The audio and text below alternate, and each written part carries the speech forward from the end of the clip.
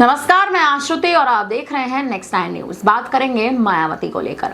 Bahujan Samaj party Bharatiya Janata party की B team कहलाई जाती है। हालांकि तमाम आरोपों को बीएसपी सुप्रीमो मायावती हमेशा ही नकारती नजर आई है। ये कहती नजर आई है कि बीएसपी का बीजेपी के साथ कोई भूमिका नहीं है, क्योंकि एक समय था जब उत्तर प्रदेश में भारतीय जनता पार्टी और बहुजन समाज पार्टी का गठबंधन हुआ करता था।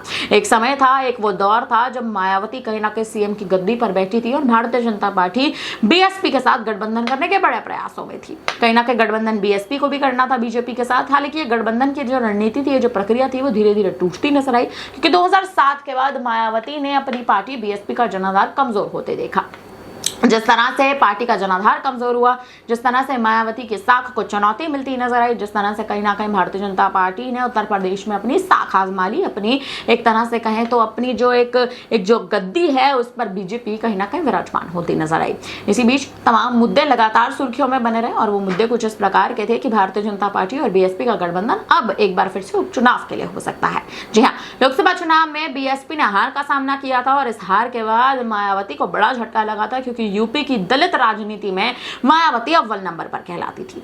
लेकिन आज उस अव्वल नंबर पर और उस अव्वल गद्दी पर चंद्रशेखर आजाद का नाम कहीं ना कहीं सुनहरे अक्षरों में लिखा जा रहा है, या यूं कहे कि इतिहास भी गवाह रहेगा जब आजाद का नाम लिया जाएगा, क्योंकि दलितों के पक्ष में काम करने वाले चंद्रशेखर आजाद अब लगातार अपना नाम सुनहरे अक्षरों में लिख रहे हैं। सीधे तौर पर बात कर ली जाए तो इसकी चलते, यानी यूं कहें कि चंद्रशेखर आजाद के चलते या फिर चंद्रशेखर आजाद की रणनीतियों के चलते जो कहीं ना कहीं एक मुद्दा है वो मायावती के खिलाफ उठता जा रहा है।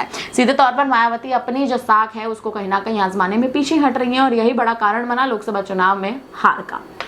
हालांकि बात कर ली जाए तो अब स्थिति कहीं ना कहीं इस प्रकार की है कि मायावती का एक बार फिर से गठबंधन हो सकता है योगी आदित्यनाथ के साथ। जी हाँ, भारतीय जनता पार्टी का एक बार फिर से बीएसपी संग गठबंधन हो सकता है उत्तर प्रदेश में, यानी उत्तर प्रदेश में एक बार फिर से जो रणनीति है वो बदलती नजर आ सकती है। यूपी में क्या एक बार फिर से साख आजमाने के लिए बीजेपी और बीएसपी एक साथ आते नजर आएंगे? क्या भारतीय जनता पार्टी और बहुजन समाज पार्टी का गठबंधन होगा?